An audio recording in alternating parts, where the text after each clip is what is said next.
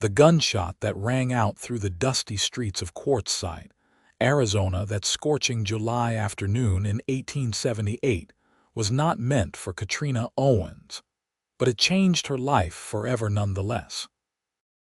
She had been standing outside the Mercantile, her worn calico dress clinging to her in the oppressive heat, when the bullet struck the wooden post not 6 inches from her head. Before she could even process what had happened, strong arms wrapped around her waist and pulled her behind a water trough. Her rescuer was a tall cowboy with sun-darkened skin and eyes the color of storm clouds. He pressed her down, shielding her body with his own as more shots echoed through the street. "Stay down," he commanded, his voice rough but not unkind.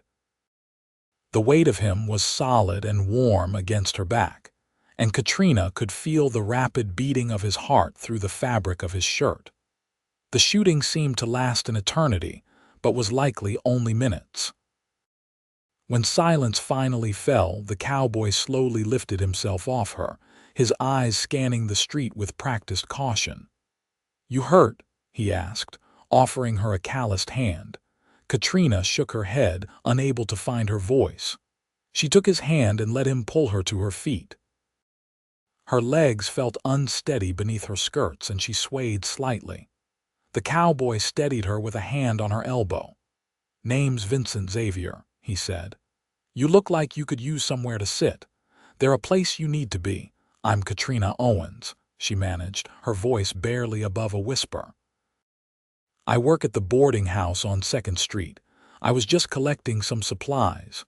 Vincent looked down at the scattered packages that had fallen from her arms during the chaos. He bent to retrieve them, brushing off the dust. "Let me walk you back. Street's not safe right now." As they made their way through Quartzsite's main thoroughfare, Katrina stole glances at her unexpected protector.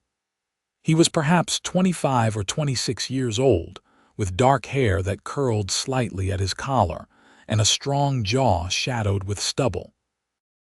He carried himself with the easy confidence of a man accustomed to danger, yet his touch on her arm remained gentle. "Those men," Katrina ventured. "What were they fighting about?" "What they always fight about out here," Vincent replied with a weary sigh. "Money, land, pride, sometimes all three." He glanced at her. "You been in Quartzsite long, Miss Owens?" "3 years," she said. "I came from Missouri after my parents passed. My aunt owns the boarding house." Vincent nodded slowly. They had reached the weathered 2-story building that served as both home and business for Katrina and her aunt.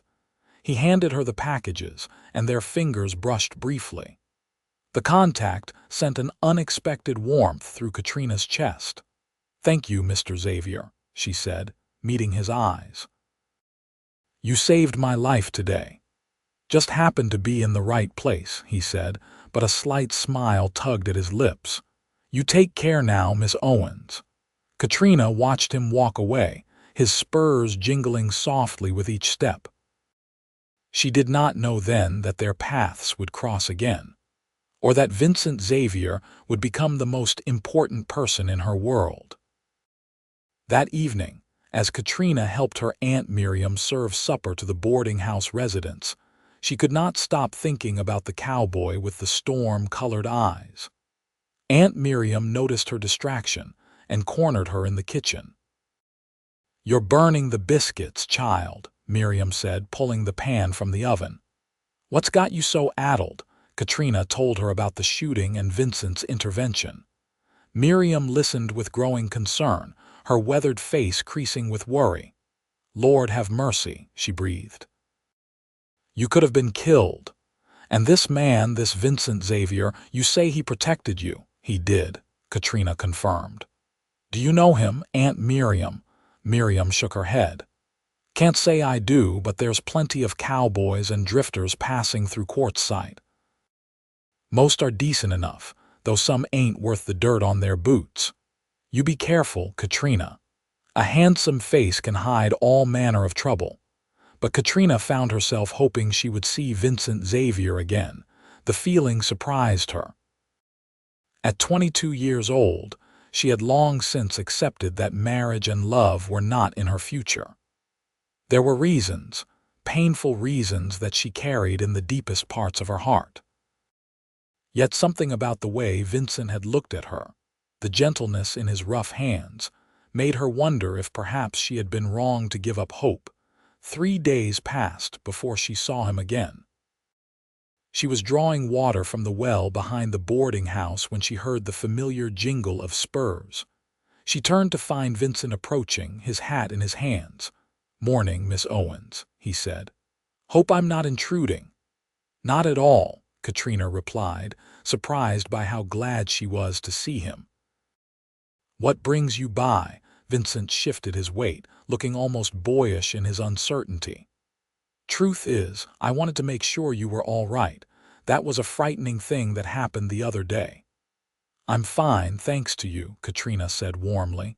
"Would you like some water? It's a hot morning." "That would be kind of you." Katrina drew up a fresh bucket and ladled water into a tin cup. As Vincent drank, she studied him more closely in the daylight. There were small scars on his hands and a faded mark along his jaw that spoke of a hard life, but his eyes held a kindness that made her feel safe. "You work on a ranch nearby?" she asked. "The Patterson spread, about 5 miles west," Vincent said. "Been working cattle there for near on 2 years now. Good honest work, decent pay." "That's good," Katrina said. She hesitated, then added, "Would you like to stay for breakfast? My aunt always makes more than enough." Vincent's face lit up. "I'd be honored if it's no trouble." It was not trouble at all.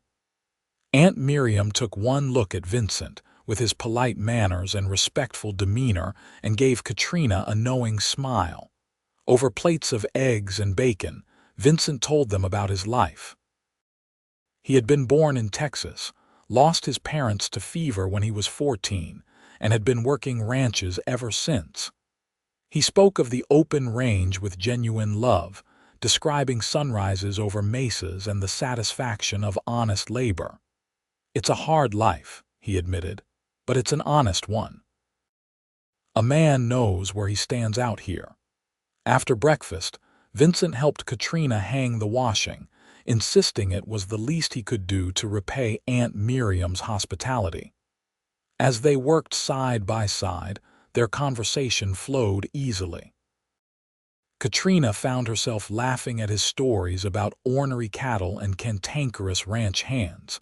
It felt natural, comfortable in a way that surprised her. "Miss Owens," Vincent said as he prepared to leave, "I was wondering if you might allow me to call on you proper-like. If that would be acceptable to you and your aunt." Katrina's heart skipped. She wanted to say yes, wanted it more than she had wanted anything in a long time, but the secret she carried made her hesitate. What if he grew to care for her and then learned the truth? Would it not be kinder to discourage him now? "I would like that," she heard herself say, her heart overruling her head. "Very much." Vincent's smile was brighter than the Arizona sun. "Sunday then. Perhaps I could escort you to church and we could take a walk after. Sunday would be lovely." Over the following weeks, Vincent became a regular presence in Katrina's life. He came calling every Sunday without fail, and often stopped by during the week with some small gift. Wildflowers picked from the range, a ribbon from the general store, a book of poetry he thought she might enjoy. They took long walks through the desert hills surrounding Quartzsite, talking about everything and nothing. Vincent told her about his dreams of one day owning his own small ranch, a place where he could put down roots and build something lasting. Katrina shared stories of her childhood in Missouri, the happy years before sickness took her parents. What she did not share was the darker chapter of her past, the reason she had truly come to Arizona. That secret remained locked away, though it grew heavier with each passing day as her feelings for Vincent deepened. By late September, Katrina knew she was in love. It was there in the way her pulse quickened when she heard his voice, in the warmth that spread through her chest when he smiled, in the ache she felt when they parted. Vincent's feelings were equally clear. He looked at her with such tenderness, such open devotion, that it took her breath away.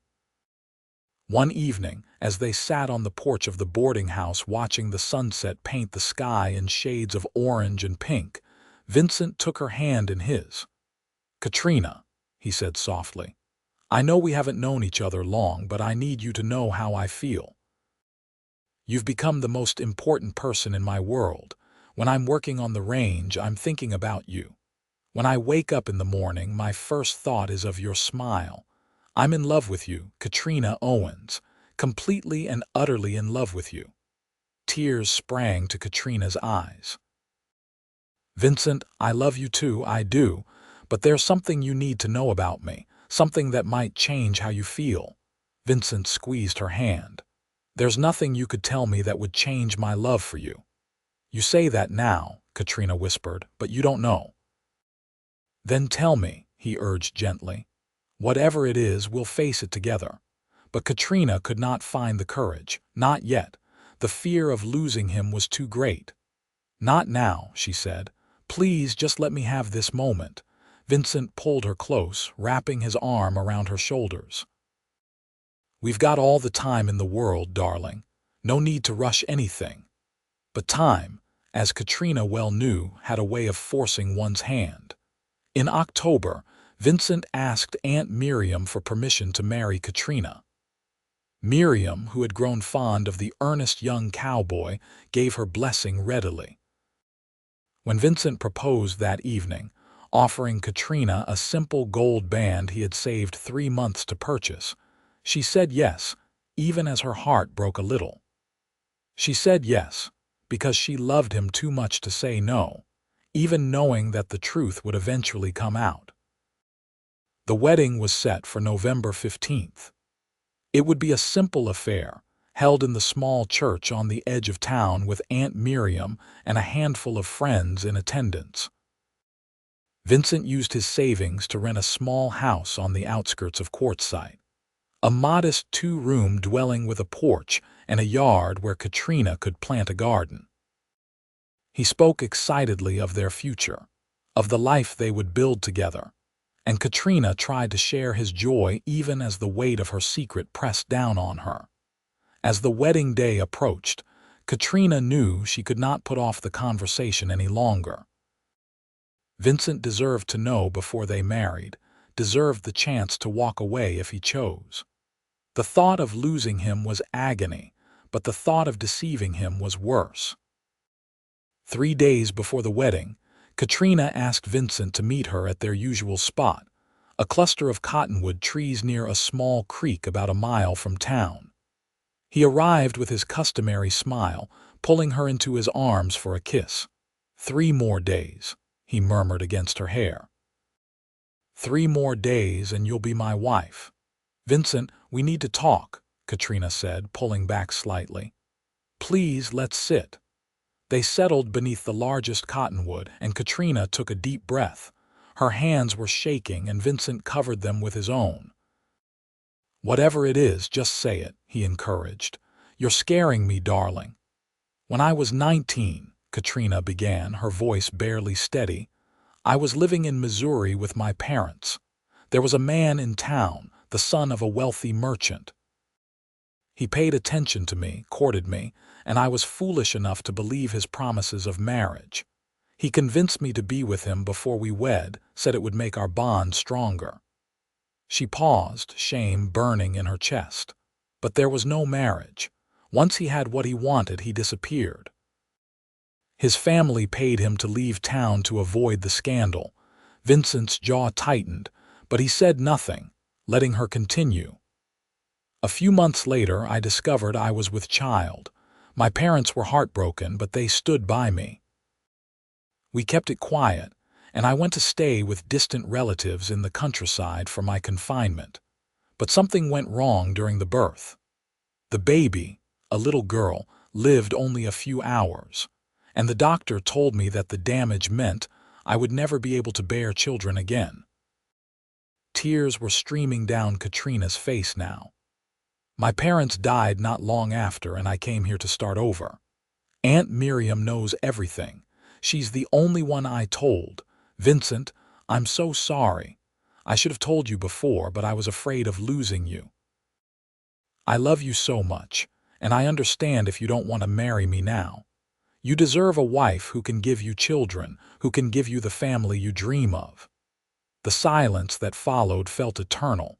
Vincent's face was unreadable, his eyes fixed on some distant point. Katrina prepared herself for rejection, for the inevitable withdrawal of his love. But when Vincent finally spoke, his words were not what she expected. "That man," he said, his voice tight with barely controlled anger, "was a coward and a bastard. What happened to you was not your fault, Katrina. You were young and trusting, and he took advantage of that. As for not being able to have children, do you really think that changes how I feel about you? But you want a family," Katrina protested. "You've talked about it." "I want you," Vincent said fiercely, cupping her face in his hands. "I want to spend my life with you, Katrina. Children would be a blessing, certainly, but you are the blessing I choose. If we can't have children of our own, then we'll make do. There are other ways to have a family if we want one." "You mean that?" Katrina whispered, afraid to believe. "I mean it with every fiber of my being," Vincent said. He kissed her then, gentle and reverent. "I love you, Katrina Owens. All of you, including the parts that have been hurt. Nothing changes my desire to make you my wife." Relief and love flooded through Katrina in equal measure. She clung to Vincent, crying into his shoulder as he held her. He murmured reassurances, his hand stroking her hair, and slowly the fear that had haunted her for so long began to ease. November 15th dawned clear and cool, perfect weather for a wedding. Katrina, dressed in a simple cream-colored gown that Aunt Miriam had helped her sew, her dark hair pinned up with small flowers. As she stood in the small room at the back of the church, preparing to walk down the aisle, Miriam hugged her tightly. "That's a good man you're getting," she said. "I'm proud of you, child, and your parents would be too." The ceremony was brief but beautiful.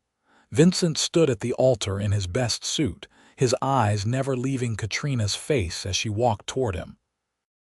When the preacher asked if he took Katrina to be his lawfully wedded wife, Vincent's "I do" rang out strong and sure. Katrina's own vows were spoken through happy tears. When Vincent kissed her as her husband for the first time, the small gathering erupted in applause. The celebration afterward was held at the boarding house, with food and music provided by their friends. Vincent barely left Katrina's side, his hand constantly seeking hers. As the sun began to set, they made their way to their new home, to begin their life together. The little house was quiet as Vincent carried Katrina over the threshold. He set her down gently in the main room, which served as both kitchen and sitting area. A fire crackled in the hearth, casting dancing shadows on the walls. The bedroom lay beyond a simple wooden door. "Welcome home, Mrs. Xavier," Vincent said softly, and Katrina's heart swelled at the sound of her new name. "It sounds wonderful when you say it," she replied, reaching up to touch his face. Vincent turned his head to kiss her palm. "Are you happy, darling?" "Happier than I ever thought I could be," Katrina said honestly. Then, because the old fear was not entirely gone, she added, "Vincent, about what I told you about not being able to have children." "Katrina," Vincent interrupted gently, "we talked about this. It doesn't matter." "But tonight," she pressed, needing him to understand fully. "When we're together as husband and wife, I need you to know that there will never be a child from our union. I need to hear you say you understand that you truly accept it. Because I couldn't bear it if someday you came to resent me." Vincent took both her hands in his, holding them against his chest so she could feel his heartbeat. "Look at me," he said. When she met his eyes, he continued, "I, Vincent Xavier, fully understand and accept that we may never have children of our own blood. And I swear to you, on everything I hold sacred, that I will never resent you for it. You are enough, Katrina. You are more than enough. You are everything." The sincerity in his voice, the love shining in his eyes, finally broke through the last of Katrina's doubts. She rose on her toes and kissed him, pouring all her love and gratitude into it. Vincent responded with equal passion, his arms wrapping around her waist and pulling her close. "I love you," Katrina whispered against his lips. "I love you so much, Vincent." "And I love you," he replied, "now and always." That night, in the privacy of their small bedroom, Vincent proved his words with actions. He was gentle with Katrina, reverent, treating her as though she were something precious. When she trembled, he soothed her with soft words and softer touches. When she cried, not from pain but from the overwhelming emotion of being truly loved, he held her close and kissed away her tears. And when she finally fell asleep in his arms, exhausted and content, Vincent lay awake for a long while, simply watching her breathe and marveling at his good fortune. The early days of marriage were an adjustment. Katrina was accustomed to the bustle of the boarding house, the constant presence of people and activity. The small house felt quiet by comparison, though not unpleasantly so. She established routines, rising early to make Vincent breakfast before he left for the ranch, spending her days tending to the house and garden, preparing supper for his return. Vincent, for his part, adjusted to having someone to come home to, someone who cared whether he was safe and well.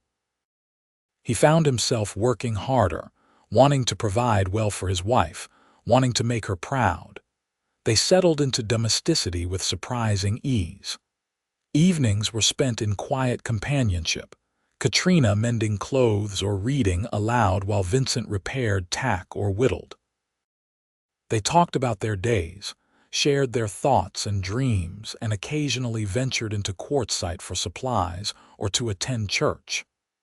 On Sundays, they often had dinner with Aunt Miriam, who delighted in teasing them about newlywed life. Winter came to Arizona, bringing cooler temperatures and occasional rain. Vincent worked long hours during cattle drives, sometimes being gone for days at a time. Katrina missed him terribly during these absences, but tried to keep busy. She took in sewing to earn a little extra money, and she helped Aunt Miriam at the boarding house when needed. But the house always felt empty without Vincent, and she counted the hours until his return. It was during one of these absences, in early January, that Katrina encountered Clara Fairfax in the general store. Clara was the wife of a prosperous rancher and something of a social leader in Quartzsite's small community. She was also pregnant with her third child, her belly swollen beneath her fine dress. "Mrs. Xavier," Clara said warmly, approaching Katrina. "How lovely to see you. How are you enjoying married life?" "Very much, thank you," Katrina replied, trying not to stare at Clara's obvious pregnancy. "I was just saying to my husband that we should have you and Mr. Xavier over for dinner sometime," Clara continued. "It's so important to build community, don't you think? And I'm sure you'll want to get to know the other young wives in the area. We have a sewing circle that meets twice a month. You should join us." "That's very kind," Katrina said, though the thought of sitting with a group of women discussing their children and pregnancies made her stomach twist. "Of course, once you have little ones of your own, you'll appreciate the support," Clara said with a knowing smile. "How long have you been married now?" 3 months. "I'll wager you'll have news to share before spring." Katrina managed a weak smile and made her excuses, leaving the store with her supplies only half purchased. She walked home quickly, fighting back tears. It was not Clara's fault. The woman had meant well. But the casual assumption that Katrina would soon be pregnant, the expectation that all wives naturally became mothers, felt like salt in an old wound. When Vincent returned home 2 days later, he found Katrina unusually quiet. He tried to coax out what was troubling her, but she insisted she was fine, just tired. It was not until they were lying in bed that night, Vincent's arms around her, that the truth spilled out. "You ever regret it?" she asked into the darkness. "Marrying me knowing we can't have children?" Vincent tensed. "Katrina, we've talked about this." "I know, but today Mrs. Fairfax assumed I would be pregnant soon, and I realized that people expect it. They expect us to have children, and when we don't, they'll talk. They'll wonder what's wrong, and it's not fair to you, Vincent. You shouldn't have to face that because of me." Vincent rolled Katrina onto her back so he could look at her face, though the room was too dark to see much. "Listen to me," he said firmly. "I don't give a damn what Clara Fairfax or anyone else thinks. Our marriage is between you and me, no one else. If people talk, let them talk. It changes nothing." "But don't you want children?" Katrina pressed. "Be honest with me, Vincent." Vincent was quiet for a long moment. "I won't lie to you," he finally said. "Before I met you, I figured I'd have kids someday, same as most men do. But Katrina, wanting children in the abstract and wanting to be a father are two different things. If we had children, I'd love them. But not having them doesn't leave a hole in my life. You fill my life. You make it complete." "You really mean that?" Katrina whispered.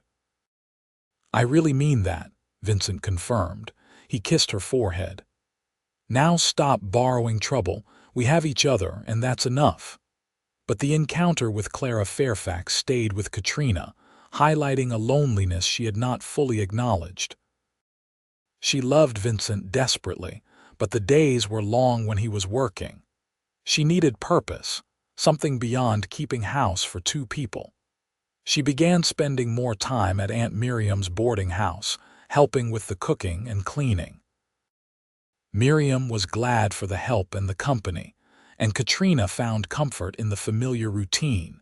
It was at the boarding house that Katrina met Sarah Fleming. Sarah was a young widow who had arrived in Quartzsite with her 4-year-old son, Peter, hoping to find work. Her husband had died in a mining accident 6 months prior, leaving her with nothing. Aunt Miriam had taken them in, offering room and board in exchange for Sarah's help with the boarding house work. Katrina warmed to Sarah immediately. Despite her hardships, Sarah had a cheerful disposition and a fierce love for her son. Peter was a sweet, shy child with his mother's auburn hair and a habit of hiding behind her skirts when strangers approached. Watching Sarah with Peter awakened something in Katrina, a maternal longing she had tried to suppress. "He's beautiful," Katrina told Sarah one afternoon as they folded laundry together while Peter played nearby with wooden blocks. "He's my whole world," Sarah said fondly. "Some days I don't know how I'll manage raising him alone, but I'll find a way. I have to." An idea began forming in Katrina's mind, tentative at first but growing stronger over the following days. She discussed it with Aunt Miriam before broaching the subject with Vincent. "What would you think," she asked Vincent over supper one evening, "about taking in Sarah and Peter? They could stay in the spare room. Sarah could help me around the house and with my sewing, and we could charge them far less than Aunt Miriam needs to for the boarding house. It would give them stability, and it would be nice to have the company." Vincent considered this. "It's your house too, Katrina. If you want to help them, I've got no objection. But are you sure you want to take this on?" "I'm sure," Katrina said. "Sarah's a hard worker and Peter is a sweet child. I think it would be good for all of us." So Sarah and Peter Fleming moved into the Xavier household. The spare room was small but adequate, and Sarah proved to be an excellent seamstress. She and Katrina began taking in more sewing work, building a small business between them. Peter, who had been wary of Vincent at first, gradually warmed to the tall cowboy who whittled him toys and gave him rides on his shoulders. For Katrina, having Sarah and Peter in the house filled some of the emptiness she had felt. She delighted in Peter's childish laughter, in teaching him letters and numbers, in bandaging his scraped knees and kissing his forehead at bedtime. It was not the same as having her own child, but it soothed the ache somewhat. Vincent noticed the change in Katrina, how she seemed happier and more settled. Watching her with Peter stirred something in him as well, a paternal instinct he had not known he possessed. He began to think more seriously about the future, about the different ways a family could be built. Spring came, bringing wildflowers to the desert and new life to the range. Vincent had been working at the Patterson Ranch for nearly 3 years now, and he was a respected member of the crew. Mr. Patterson himself had praised Vincent's work ethic and reliability. It was Mr. Patterson who, in late April, made Vincent an unexpected offer. "I'm getting on in years," Patterson said one evening, "and my sons have no interest in ranching. They're off in California chasing gold. I'm looking to sell the ranch, but I want it to go to someone who'll care for it properly." "You interested, Xavier?" Vincent was stunned. The Patterson spread was substantial, with good water and grazing land. It was far beyond what he thought he could afford. But Patterson named a price that, while still significant, was lower than market value. He was willing to let Vincent pay it off over time with reasonable terms. "I'd need to discuss it with my wife," Vincent said, his mind reeling with possibilities. "Course you would," Patterson agreed. "You've got a good one there, Xavier. Take your time, think it over, but don't take too long. I'd like to have things settled before summer's end." Vincent rode home that evening in a daze. He found Katrina in the kitchen, preparing supper while Sarah set the table and Peter drew pictures on a slate. Vincent asked if he could speak with Katrina privately, and they stepped out onto the porch. "Mr. Patterson wants to sell me the ranch," Vincent said without preamble. He explained the offer, the terms, the opportunity. "It would be a lot of work," he admitted. "We'd have to move out to the ranch, which is more isolated. But Katrina, it would be ours. We'd be building something real, something lasting. What do you think?" Katrina's mind raced. The thought of leaving their little house, of moving even farther from town, was daunting. But the excitement in Vincent's eyes, the chance for him to achieve his dream, made the decision easy. "I think you should do it," she said. "I think we should do it." Vincent grabbed her and spun her around, laughing with pure joy. "You mean it?" "I mean it," Katrina confirmed. "It's a wonderful opportunity, Vincent. We'll make it work." The next few months were a whirlwind of activity. Vincent finalized the purchase agreement with Patterson, putting down what savings they had and arranging the payment plan. The ranch house itself was larger than their current home, a sprawling adobe structure with 4 bedrooms, a spacious kitchen, and a wide porch. It needed work, but the bones were solid. Sarah and Peter would come with them, Sarah's help proving invaluable during the transition. They moved to the ranch in June. The work was indeed substantial. Katrina and Sarah cleaned years of bachelor neglect from the house, sewing new curtains, scrubbing floors, and making the place into a proper home. Vincent hired 2 ranch hands, young men from town looking for steady work. He threw himself into learning every aspect of running the ranch, determined to prove Patterson's faith in him was not misplaced. Despite the hard work, or perhaps because of it, the household thrived. Katrina planted a large garden which flourished in the summer heat with careful watering.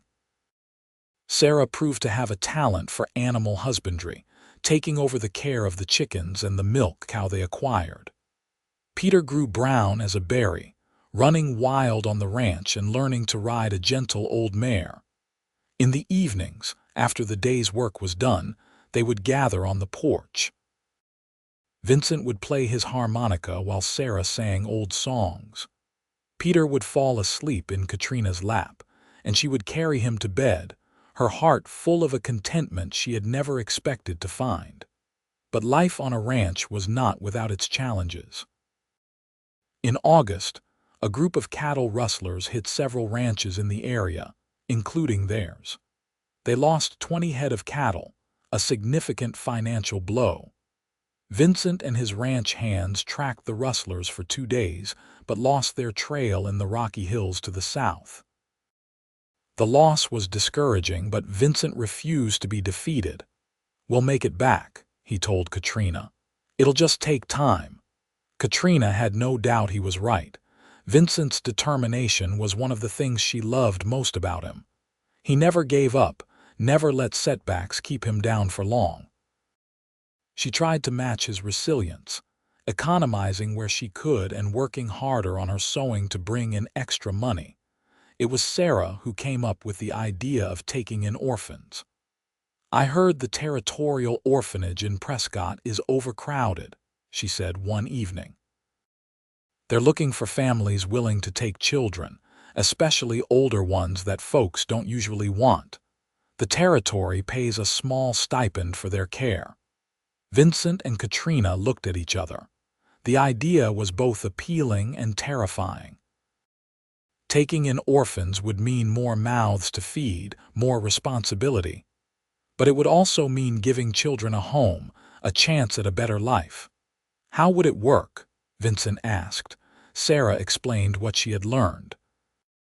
Families could apply to the orphanage and, if approved, would be matched with children who needed homes.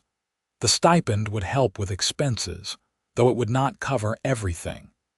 The children would be expected to help with age-appropriate work, learning skills that would serve them in life. "I think we should consider it," Katrina said slowly. "We have the room now, and the ranch could use extra hands as they get older. And Vincent, this could be the way we build the family we talked about." Vincent was quiet for a long moment, thinking. Finally, he nodded. "All right. Let's look into it." The process took time.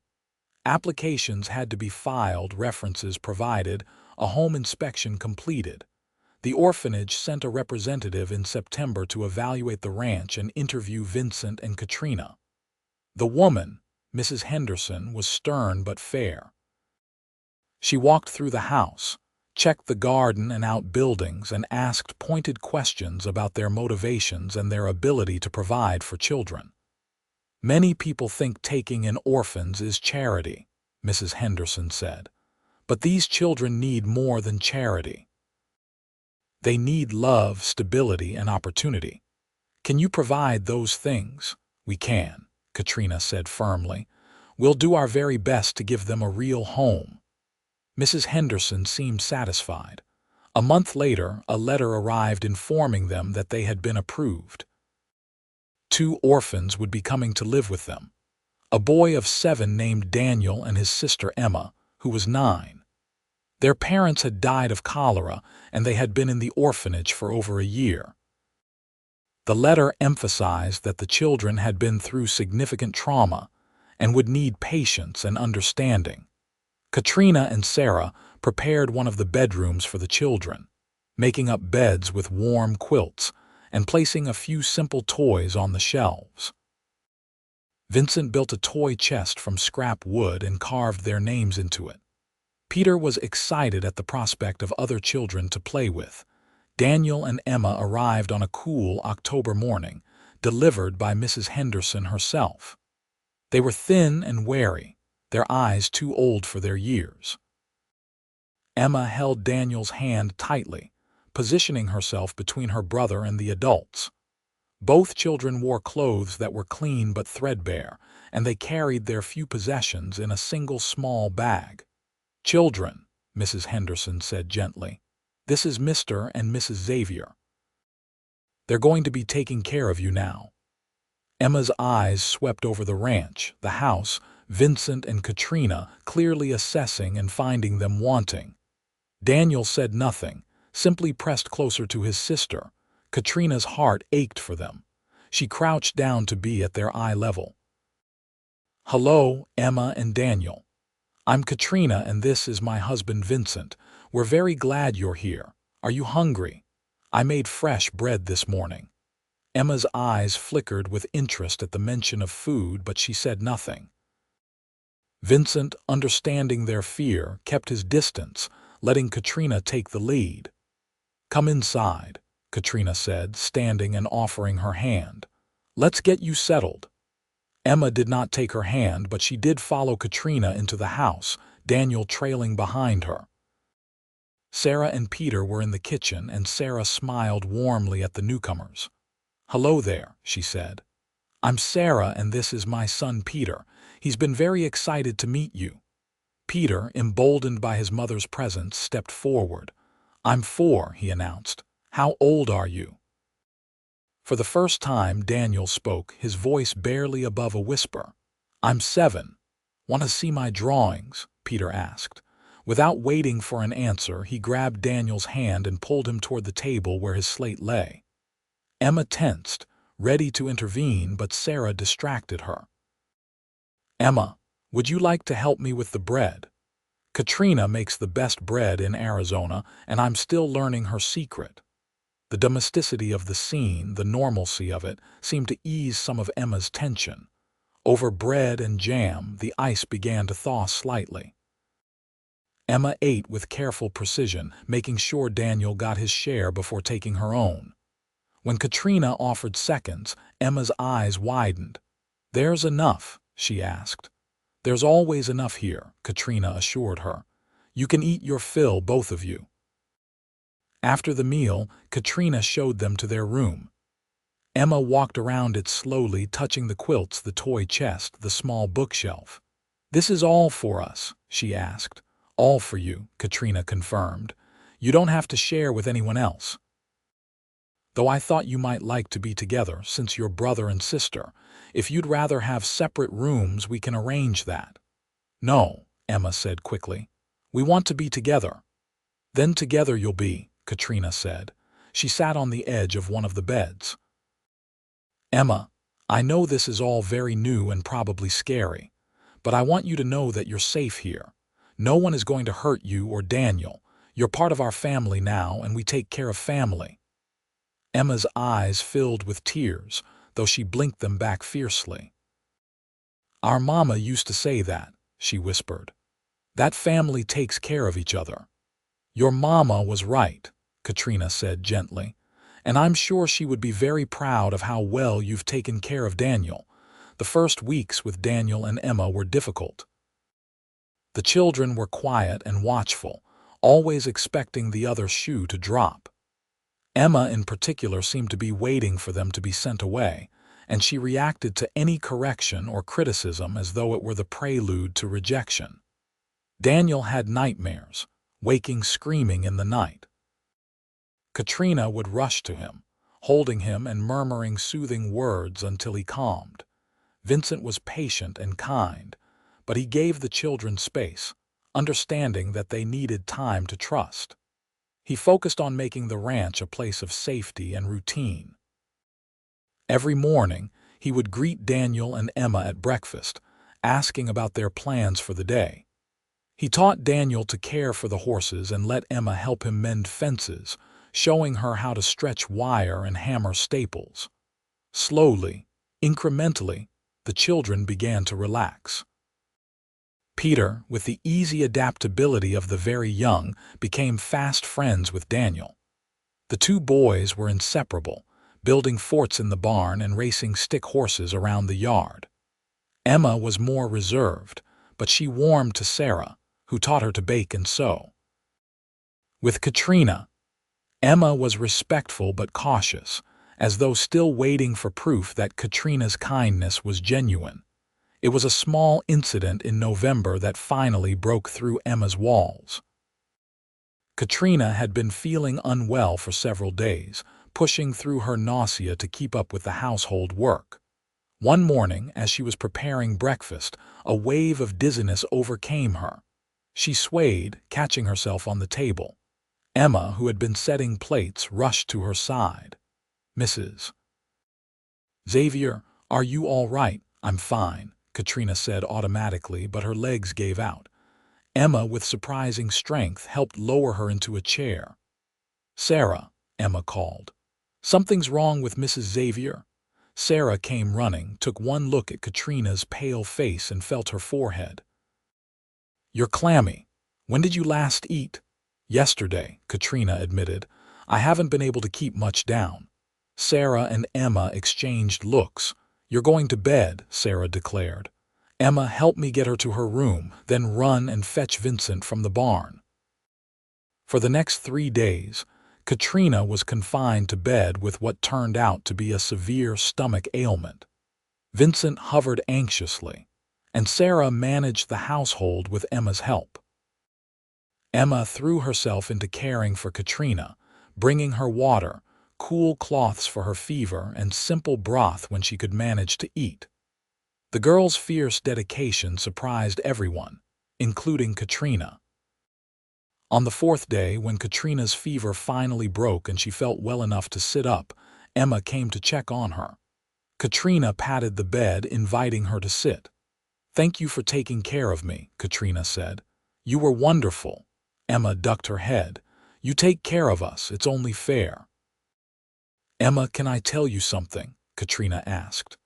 When Emma nodded, Katrina continued. When I was younger, before I married Vincent, I had a baby. She died, and I was told I could never have children again.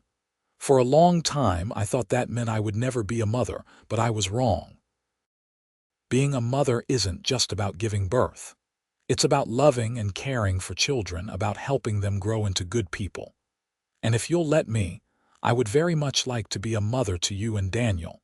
Not to replace your mama, never that, but to give you the love and care you deserve. Emma's face crumpled, and suddenly she was crying great wrenching sobs. Katrina pulled her close, letting her weep. I miss my mama, Emma choked out. I miss her so much, and I tried so hard to take care of Daniel, but I was so scared. Oh, sweetheart, Katrina murmured, rocking her. You did so well. You were so brave, but you don't have to be scared anymore. Vincent and I will take care of both of you. You can just be a little girl again. Emma clung to Katrina, and something shifted between them. When Emma finally pulled back, wiping her eyes, her face had lost some of its guarded quality.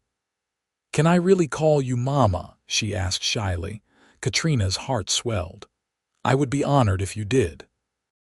That evening, Emma sat close to Katrina at supper, and when Daniel asked why, Emma said simply, because Mom has been sick, and I want to make sure she's all right. Daniel looked confused until Emma explained what Katrina had said. His face lit up. So we have a Mama and Papa again? He asked. If you want to, Vincent said gruffly, his eyes suspiciously bright. It would make me very happy if you called us that. Daniel scrambled out of his chair and launched himself at Vincent, who caught him with a surprised laugh. Papa, Daniel said, testing the word. Then louder, Papa. Vincent held him tight, and when he looked at Katrina over the boy's head, she saw tears on his cheeks. She reached across the table and he took her hand, squeezing hard. This, Katrina thought, this was what family looked like. Not what she had imagined, but something equally beautiful and far more real. The months that followed were the happiest of Katrina's life. With Emma and Daniel calling her Mama, with Sarah and Peter as part of their extended household, the ranch felt truly like a home. Emma blossomed under Katrina's attention, becoming more confident and outgoing. She showed a talent for figures and helped Vincent keep the ranch books. Daniel, no longer plagued by nightmares, became a cheerful, energetic boy who adored Vincent and followed him everywhere. Christmas that year was a celebration. They cut a juniper tree from the hills and decorated it with strings of popcorn and paper stars. Vincent surprised everyone with gifts: a doll for Emma, a toy horse for Daniel, a new shawl for Sarah, and a pair of pearl earrings for Katrina that must have cost him dearly. Katrina gave Vincent a quilt she had secretly been working on, embroidered with scenes from the ranch. Emma and Daniel presented them with drawings they had made, and Sarah baked a cake. Peter sang carols with his piping voice, and they all joined in. As Katrina looked around at her family, gathered in the warmth of their home, she felt overwhelmed with gratitude. This was not the life she had imagined for herself as a young girl in Missouri. It was better. It was real and hard-won and more precious for it. The new year brought new challenges and opportunities. In February, a neighboring rancher approached Vincent about a business partnership, combining their herds for the spring cattle drive to maximize profits and minimize risks. Vincent agreed, and the partnership proved lucrative. The ranch began to prosper, and Vincent was able to make significant payments on his debt to Mr. Patterson. In March, Sarah received a letter from a cousin in California, inviting her to join a business venture. It was a good opportunity, but it would mean leaving Arizona. Sarah agonized over the decision. She had built a life at the ranch, but the chance for financial independence was appealing. "I don't want to leave," Sarah confessed to Katrina, "but I need to think of Peter's future. This opportunity could give us security." "Whatever you decide, we support you," Katrina assured her. "But Sarah, you'll always have a place here. This is your home for as long as you want it."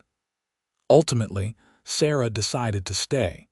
The ranch was thriving and Peter was happy. The security she sought could be built here, with people she had come to love as family. Vincent, in recognition of her invaluable contribution to the ranch, made her a partner with a small share in the profits. Sarah cried when he told her, overwhelmed by the gesture. As spring turned to summer, Katrina noticed changes in herself. She felt more energetic, more purposeful than ever before.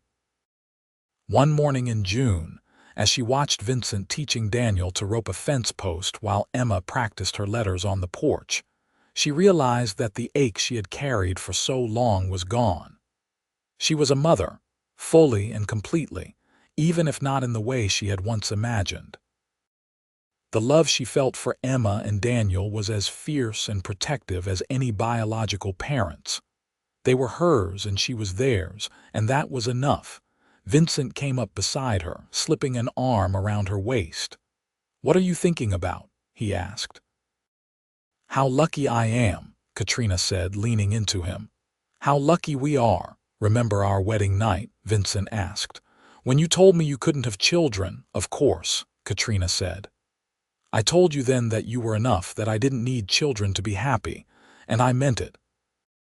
But Katrina, I want you to know that I'm grateful we have Emma and Daniel. Not because I needed them, but because they needed us, and loving them has brought even more joy into our lives. You've given me everything, darling.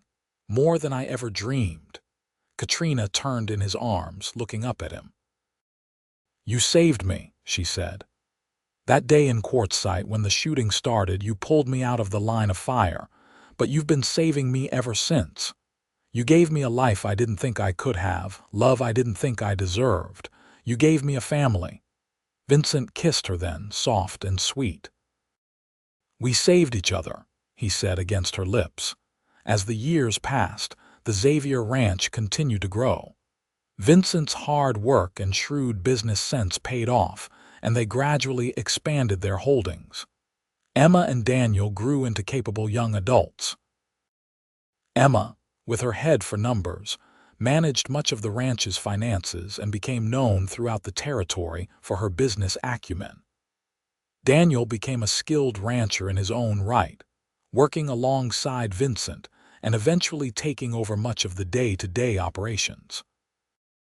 In 1885, when Emma was 16 and Daniel 14, Katrina and Vincent took in 2 more orphans, twin girls who had been abandoned at a mission. The twins, Lucy and Grace, were 5 years old and as different as night and day. Lucy was bold and adventurous, always getting into mischief. Grace was quiet and thoughtful, preferring books to outdoor adventures. Emma and Daniel welcomed them enthusiastically, delighted to have younger siblings to dote on. Sarah eventually married one of the ranch hands, a quiet man named Thomas who adored her and was kind to Peter. They built a house on the eastern edge of the ranch property, close enough to remain part of the extended family but with their own space. Peter grew up to be a fine young man, working as Vincent's right hand on the ranch. As Katrina approached her 40th birthday in 1896, she looked back on her life with deep satisfaction. The girl who had arrived in Quartzsite broken and ashamed, convinced her life was over, had found not just healing but happiness beyond measure. The ranch employed a dozen hands and was one of the most successful in the territory. But more than financial success, Katrina and Vincent had built something lasting, a family bound not by blood but by love and choice. Emma married a young lawyer from Prescott, a good man who respected her intelligence and independence. They settled in town but visited the ranch often, and when Emma had her first child, a daughter, she asked Katrina to be present for the birth. Holding her granddaughter for the first time, Katrina marveled at the twisting path that had led her to this moment. The baby she had lost all those years ago was not forgotten, would never be forgotten, but the grief no longer defined her. Daniel chose to remain on the ranch, taking over more responsibility as Vincent gradually stepped back from the demanding physical work. He courted a rancher's daughter from a neighboring spread, a spirited girl named Margaret who could ride and rope as well as any man. They married in 1897 in a ceremony held at the ranch, with the entire community in attendance. Vincent, now in his mid-40s, had silver threading through his dark hair. Years of hard work had etched lines into his face, but his eyes still held the same warmth that had captivated Katrina from the beginning. He still played his harmonica in the evenings, and he still held Katrina close when they lay in bed at night, his arms the safest place she knew. On their 20th wedding anniversary in November 1898, Vincent surprised Katrina with a trip to San Francisco. They had never been anywhere beyond Arizona, and the journey was an adventure. They rode the cable cars, walked along the waterfront, and stayed in a proper hotel with electric lights. On their last evening, as they walked along the beach watching the sunset over the Pacific, Vincent pulled Katrina into his arms. 20 years, he marveled. 20 years since I pulled a frightened woman behind a water trough and fell in love. It wasn't quite that fast, Katrina teased. It was for me, Vincent said seriously. I knew that first day there was something special about you.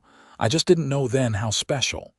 Katrina, these 20 years with you have been the greatest gift of my life. You've made me happier than I ever thought possible. And you've given me a life I didn't dare dream of, Katrina replied. I love you, Vincent Xavier. I loved you then, I love you now, and I'll love you until my last breath. They kissed as the sun sank into the ocean. Two people who had found in each other not just love but redemption, not just partnership but true belonging. When they returned to the ranch, they were greeted with an unexpected surprise. Emma and her husband had come from Prescott with their 2 children. Daniel and Margaret had traveled from their own small ranch 20 miles south, and Sarah and Thomas were there with Peter and his new bride. Lucy and Grace, now 18, had organized a celebration. The house was full of people, noise, and love. Children ran through the rooms where Katrina and Vincent's children had grown up. The dinner table overflowed with food, and the conversation was loud and joyful. As Katrina looked around, her heart was so full it hurt. Later, after everyone had left or gone to bed, Katrina and Vincent sat on the porch swing they had installed years ago. The night was cool and clear, stars blazing overhead in the vast Arizona sky. Vincent's arm was around her shoulders, and Katrina rested her head on his chest, listening to the steady beat of his heart. "You ever think about that night?" Katrina asked softly. "Our wedding night when I told you I couldn't have children?" "Sometimes," Vincent admitted. "Why?" "I was so afraid," Katrina said. "I was terrified you would reject me, that you would think I wasn't enough. And when you held me closer instead, when you told me I was all you needed, you changed everything for me." "You were all I needed," Vincent said. "You still are. But I'd be lying if I said I wasn't grateful for Emma and Daniel and the girls. Not because I needed children to be complete, but because loving them, raising them with you, has been one of the great joys of my life. We've built something beautiful, Katrina. A family that chose each other, that came together out of love and need and the desire to belong. I couldn't be prouder of what we've created." "Neither could I," Katrina agreed. She tilted her head up to look at him. "Thank you, Vincent, for loving me. For seeing past my fear and shame to the person I could become. For giving me Emma and Daniel and this life. For everything." Vincent kissed her, long and tender. "Thank you," he replied, "for trusting me with your heart, for being brave enough to tell me the truth even when you were afraid. For being the best wife, mother, and partner a man could ask for. For loving me and our family with your whole heart. I'm the luckiest man alive." Katrina Xavier. They sat together in comfortable silence, watching the stars and listening to the sounds of the ranch settling down for the night. Inside the house, their children slept. Around them, the land they had worked so hard to build a life on stretched out into the darkness. And in each other's arms they had found home. The years continued to unfold with their mix of joys and sorrows. In 1902, Vincent suffered a broken leg when a horse threw him, forcing him to spend months recovering. Katrina nursed him through it, patient with his frustration at being laid up. Daniel stepped up to run the ranch, proving himself more than capable. When Vincent finally healed, he found that Daniel had not only maintained the operation but had improved it, implementing new techniques he had read about. "The boy's got a better head for this than I do," Vincent told Katrina with pride. "Might be time for me to officially make him a full partner." "He'd be honored," Katrina said, "and it would give you more time to spend with your grandchildren." Emma now had 3 children, and she frequently brought them to the ranch for extended visits. Vincent delighted in being a grandfather, teaching the children to ride and fish, telling them tall tales about the old days. Katrina baked cookies and sewed dresses for the little girls, mended scraped knees and held them when they cried. Being grandparents suited them both. Lucy and Grace, the twins they had taken in, both married in their 20s. Lucy wed a young Army officer and traveled extensively with him, sending colorful letters from various posts. Grace married a teacher and settled in Phoenix, where she opened a school for girls. Both young women credited Katrina and Vincent with giving them the foundation to pursue their dreams. As Katrina entered her 50s, she looked younger than her years. Hard work had kept her strong, and happiness had kept her spirit bright. She still took in sewing occasionally, more for the pleasure of it than for the money. She tended her garden with the same care she had given it for decades, finding peace in the simple act of nurturing growing things. Vincent's hair had gone mostly silver, and his hands bore the scars of a lifetime of ranch work, but he was still strong and vital. He and Katrina still walked together in the evenings when the desert cooled, still talked for hours about everything and nothing. Their love, tested by time and challenge, had only grown deeper. They knew each other's thoughts, finished each other's sentences, and could communicate with a glance across a crowded room. In the spring of 1907, Katrina fell ill with pneumonia. Vincent was beside himself with worry, barely leaving her side as Dr. Morrison from Quartzsite did what he could. For a week, Katrina's life hung in the balance, her fever raging despite all efforts to bring it down. Vincent held her hand through it all, praying to a God he did not always believe in to spare her.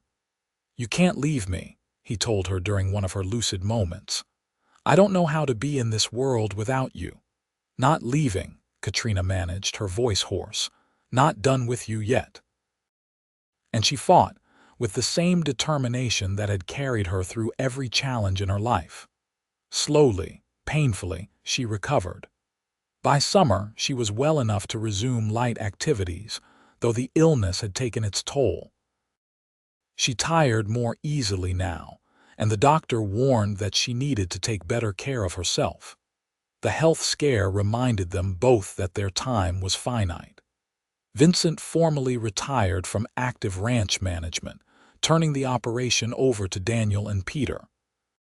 He and Katrina spent their days enjoying the fruits of their decades of labor. They traveled occasionally, taking a trip to Santa Fe one year and to Los Angeles the next. But mostly they were content to remain at the ranch, surrounded by children and grandchildren, part of the community they had helped build. On quiet evenings, they would often find themselves on the porch, watching the sun set over the land they had worked so hard to tame. One such evening in 1910, as they sat together on the swing, Vincent said, "Tell me again about the day we met." Katrina smiled. It was a story they had told many times to their children and grandchildren, but it never grew old. "You pulled me behind a water trough," she began, "and shielded me with your body while bullets flew. I thought you were the bravest man I had ever seen." "I was terrified," Vincent admitted. "But not of the bullets. I was terrified that you'd been hit, that I'd been too late. And then when I saw you were safe, I looked into your eyes and thought I'd never seen anyone so beautiful. You asked my name," Katrina continued, "and you walked me home, and 3 days later you came back to make sure I was all right." "Best decision I ever made," Vincent said. "Coming back to see you. Well, second best.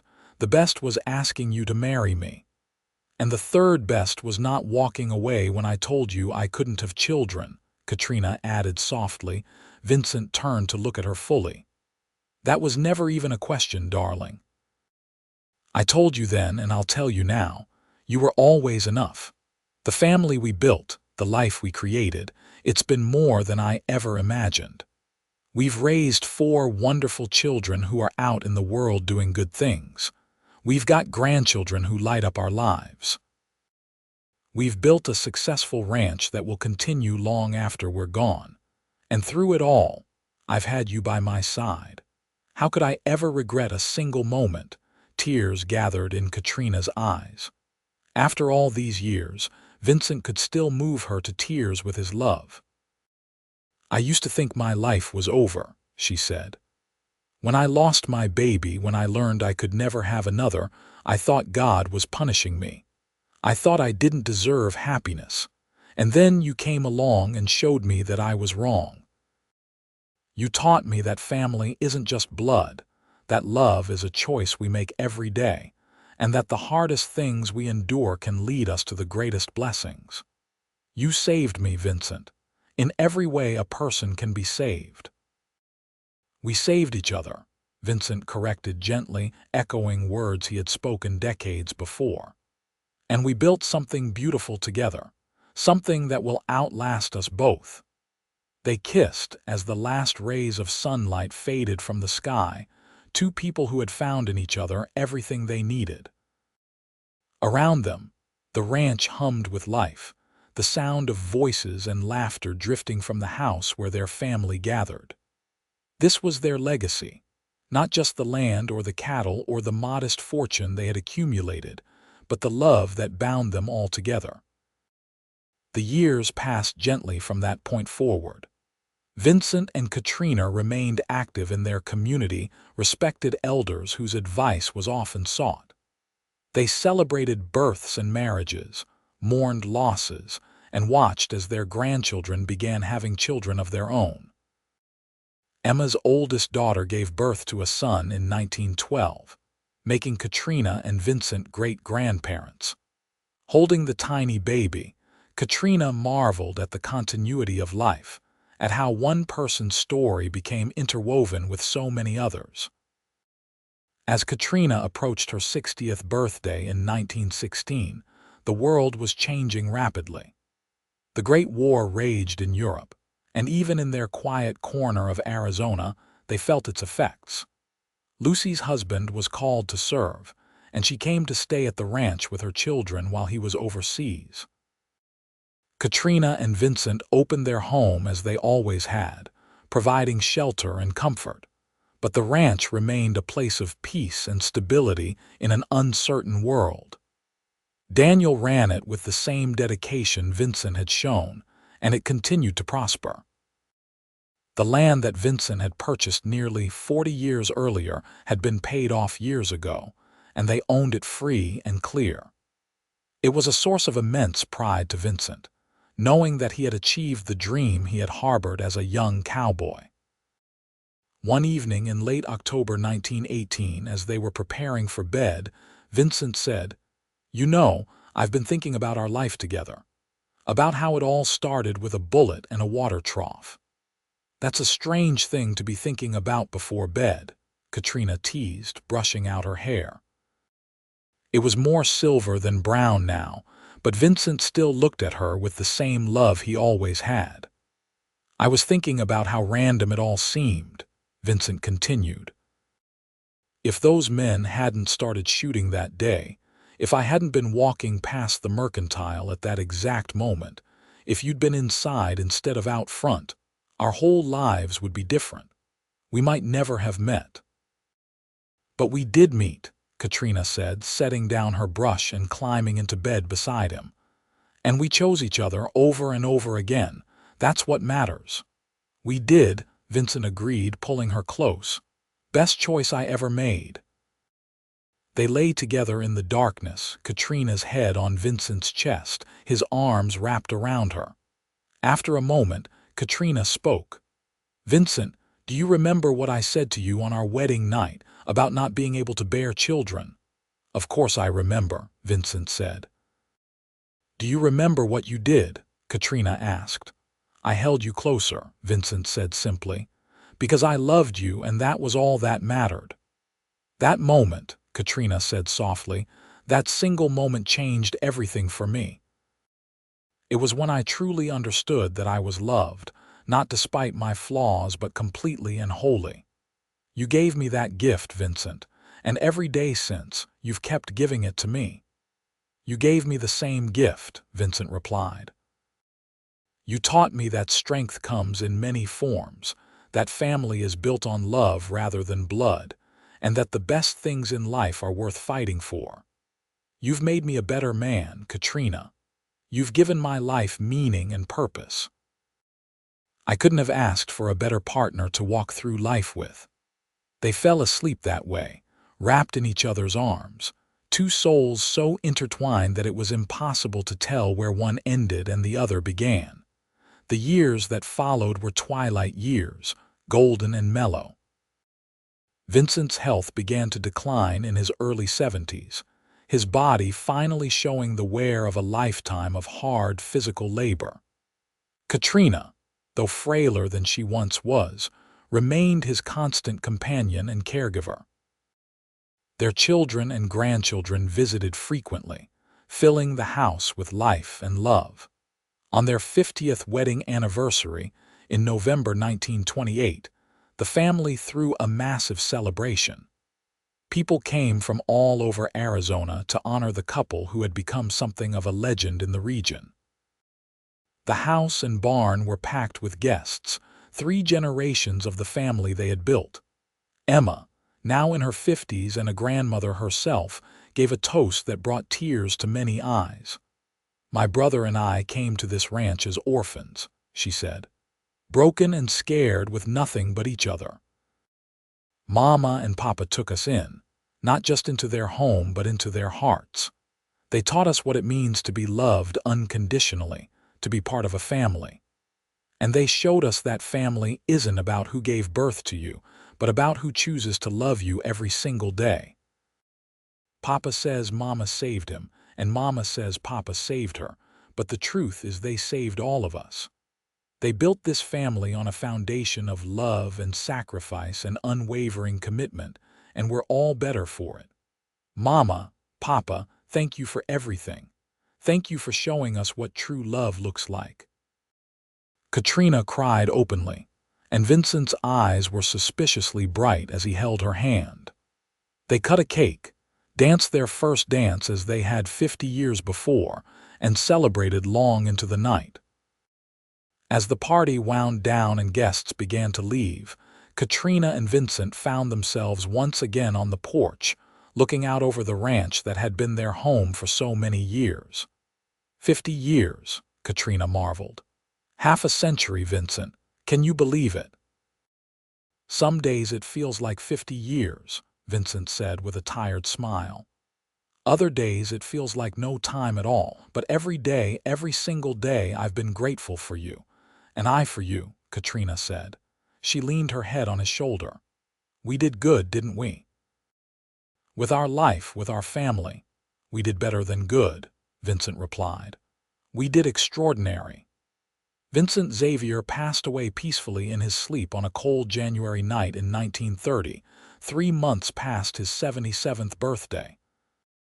He had spent the previous day with Katrina, sitting by the fire and talking about their life together, laughing over old memories. When Katrina woke the next morning, he was gone, a peaceful expression on his weathered face. The funeral was held at the ranch, as he would have wanted. Hundreds of people came to pay their respects to the man who had been a pillar of the community for over 50 years. Katrina stood strong throughout the service, supported by her children. Only later, alone in the room they had shared for half a century, did she allow herself to break down. The grief was overwhelming at first. For weeks, Katrina moved through life in a fog, unable to accept that Vincent was truly gone. But gradually, with the support of her family, she began to heal. She found comfort in memories, in the legacy they had built together, in the knowledge that she had been loved completely and had loved completely in return. Katrina lived for another 8 years, remaining on the ranch she and Vincent had built. She spent her days tending her garden, playing with her great-great-grandchildren, and recording stories of her and Vincent's life for future generations.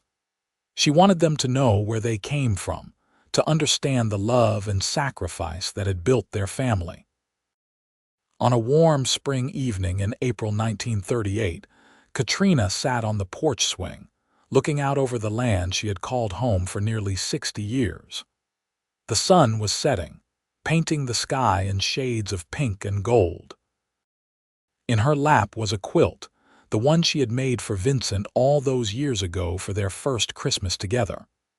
She ran her fingers over the embroidered scenes, remembering.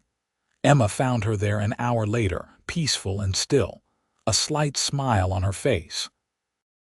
Katrina Owens Xavier, age 82, had quietly passed into the next life, where those who believed in such things said Vincent would be waiting for her with his storm-colored eyes and gentle smile.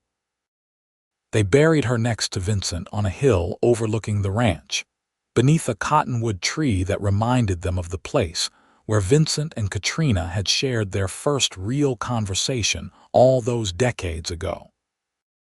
The headstone was simple, bearing both their names and a single inscription chosen by their children. Together they built a legacy of love. The Xavier Ranch remained in the family, passed down through generations as Vincent and Katrina had hoped. Daniel's children ran it, and then his grandchildren, each adding their own chapter to the story while honoring the foundation laid by Vincent and Katrina. The house was preserved as it had been in their day, a living museum to the love and determination of two people who had found each other against all odds. Every year on November 15th, the anniversary of their wedding, the the family gathered at the ranch for a celebration. They told stories of Vincent and Katrina, keeping their memory alive for the youngest generation who had never met them. They spoke of how Vincent had saved Katrina from gunfire on a dusty street in Quartzsite, how their love had grown despite the obstacles, how they had built a family not through blood but through choice and love. And they always ended with the story of the wedding night, when Katrina had confessed through tears that she could not bear children, and Vincent, instead of turning away, had held her closer. It was the moment that defined their entire relationship, the moment when they chose love over expectation, acceptance over judgment, and each other over everything else. That choice, made in a small house in the Arizona desert over half a century before, had rippled outward through time, creating a family that now numbered in the hundreds. Emma and Daniel, who had been given a home and a future. Lucy and Grace, who had been shown that they mattered. Sarah and Peter, who had been welcomed as family, and countless others whose lives had been touched by the love and generosity of Vincent and Katrina Xavier. It was a legacy built on a simple truth: that love, real love, is a choice made every day. That family is not defined by blood but by bonds of affection and commitment. That our greatest strengths often emerge from our deepest wounds. And that two people who choose each other, who hold each other through joy and sorrow, triumph and failure, can build something that outlasts them both. Vincent and Katrina Xavier had started with nothing but each other and a dream. They had faced challenges and heartbreak, celebrated victories and survived losses. Through it all, they had held fast to each other and to the family they built with such care. And in doing so, they had created not just a ranch or a fortune, but a legacy of love that would endure for generations to come. In the end, Katrina's greatest fear, that she could not bear children, had been transformed into her greatest strength.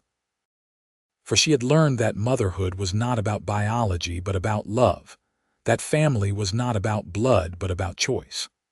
And she had learned it from a cowboy with storm-colored eyes who, when she confessed her deepest shame, had simply held her closer and loved her all the more. That love, tested and proven over 50 years together, was the foundation upon which everything else was built. It was the beginning and the end of their story, the thread that connected every moment of their lives. And long after Vincent and Katrina were gone, that love remained, living on in the hearts of the family they had created and the land they had nurtured with such care. The Xavier Ranch stands to this day, a testament to what two people can build when they choose love over fear, acceptance over judgment, and each other over all else. And somewhere, perhaps in whatever comes after this life, Vincent and Katrina Xavier are together still, holding each other close as they always did, their love eternal and unbreakable.